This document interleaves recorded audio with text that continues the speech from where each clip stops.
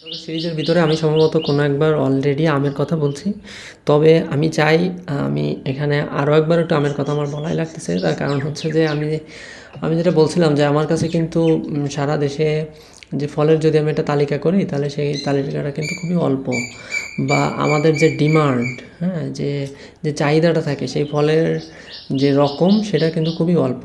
তো আমি আসলে চেষ্টা করতেছি এখন থেকে কয়েকবার করে এক একটা ফলের কথা বলার, যেন আপনি একটা রিমাইন্ডার হিসেবে নেন এবং সেটাকে সেই গাছটাকে যেন আরেকটাও আপনি লাগাইতে পারেন। আমি হয়তো আম গাছের কথা আপনি কোথাও হয়তো শুনে থাকবেন আমার টিউটোরিয়ালের ভিতরে, তবে আমি চাই যে যদি সেভাবে শুনে থাকেন, আপনি যদি লাগায়ও থাকেন, তারপরেও আপনি আরেকটা আম গাছ লাগান। আরেকটা আম গাছ লাগালে কিন্তু এর কোনো ক্ষতি নেই। হ্যাঁ, আপনি যদি 150 টাকা খরচ করেন বা 200 টাকা খরচ করে একটা যদি আম গাছ লাগান, তাহলে কিন্তু এর কিন্তু কোনো ক্ষতি আমি দেখি না। ঠিক আছে? তো যদি আপনি লাগায় থাকেন তাহলে আপনাকে অভিনন্দন, এবং যদি না লাগায় থাকেন তাহলে আপনি চেষ্টা করেন একটা আম গাছ লাগান, আর যিনি লাগাইছেন তিনি চেষ্টা করেন আরও একটা আম গাছ লাগানোর।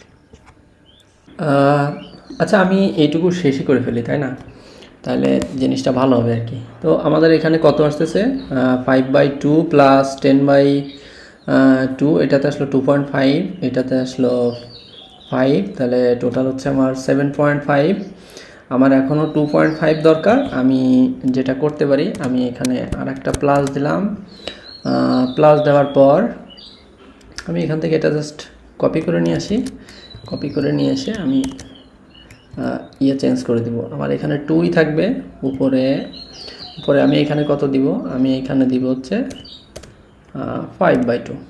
ঠিক আছে? তাহলে আমার এখন টোটাল হচ্ছে 10। এইভাবে আপনি আপনার মতো করে জাস্ট ইকুয়েশানটাকে লিখতে পারেন। এখন দেখেন, এইটাকে অনেক সময় ইকুয়েশান লেখার সময় আমরা যেটা করি সেটা হচ্ছে আমরা এইভাবে দিই 10। দেখেন, এই 10-এর কালার আর এই 10-এর কালার, বা এইটার লেখার স্টাইল এটার লেখার স্টাইল কিন্তু আলাদা। ঠিক আছে? তো আপনি চেষ্টা করেন যখনই লিখবেন না কেন আপনি ইকুয়েশান হিসেবে লেখার, এটাকে এইভাবে লেখার কিছু নেই যে 5/2 প্লাস 10/2 প্লাস 5/2। ঠিক আছে? এভাবে লিখলে জিনিসটা কেমন কেমন একটা দেখায় আর কি। এতটুকু প্রফেশনালিজম আপনি মেনটেন করতে পারেন। এখন আমরা আরেকটা জিনিস দেখব, সেটা হচ্ছে যদি আমার এখানে লেখা থাকে, মনে করেন এখানে লেখা আছে গুগল। ঠিক আছে? গুগল যদি লেখা থাকে এখানে, তো গুগলের এই যে গুগলটা লেখা আছে, এরপরে আমরা হয়তো একটা কপিরাইট সাইন আমরা দিতে চাচ্ছি, বা একটা ট্রেডমার্ক সাইন আমরা দিতে চাচ্ছি।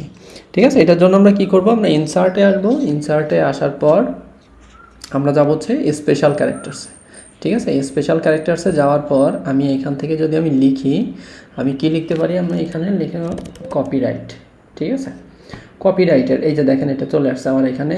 না, এটা হচ্ছে কপিরাইট। হ্যাঁ, কপিরাইট সাইন। আমি জাস্ট এখানে আমি অ্যাড করে দেই, আমার একটা কপিরাইট সাইন অ্যাড হয়ে গেছে। আমার যেটা দরকার, আমি যদি এখন এখান থেকে ট্রেড নিতে চাই, ঠিক আছে, আমি যদি ট্রেডমার্ক, এখানে আমাকে লিখতে হবে আসলে। দেখি এখানে ক্যাটাগরির ভিতরে গেলে সার্চ রেজাল্ট, রিসেন্ট না, সিম্বল, এখানে অনেক অপশন আছে আর কি। ঠিক আছে?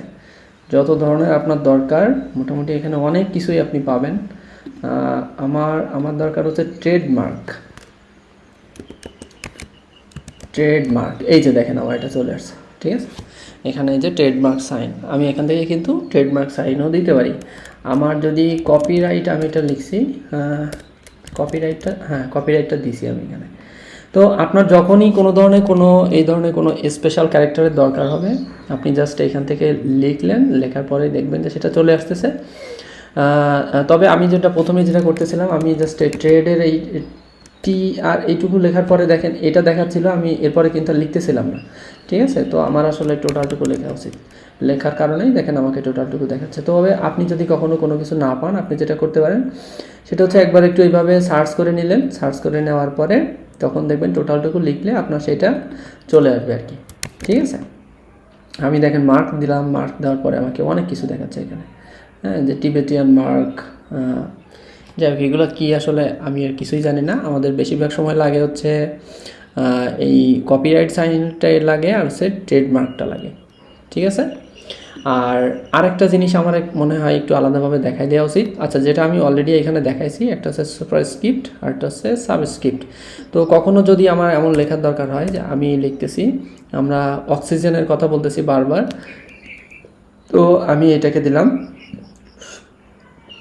O2 আমি লিখতে চাচ্ছি, আমি এখানে ও দিই একটা, এই হলো ও, এবং এর নিচে দিলাম 2। এটাকে যদি আমি দিতে চাই তখন আমরা এখানে কিভাবে লিখব, আমরা এটাকে নিব হচ্ছে সাবস্ক্রিপ্টের ভিতরে, তাই না?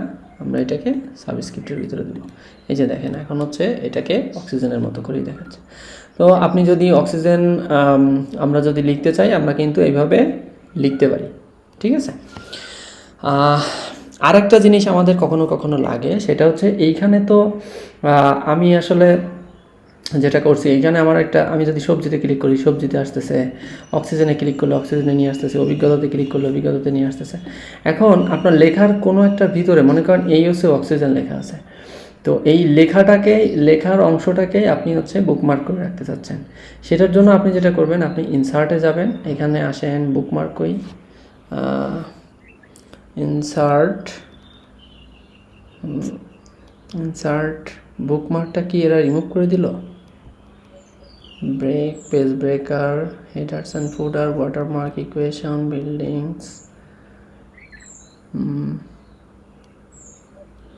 এখানে একটা অপশান এক সময় ছিল বুকমার্ক, এই বুকমার্কটা এখন আর আমি দেখতেছি না, ঠিক আছে? বুকমার্কটা আমাদের আসলে যেটা করতো সেইটা হচ্ছে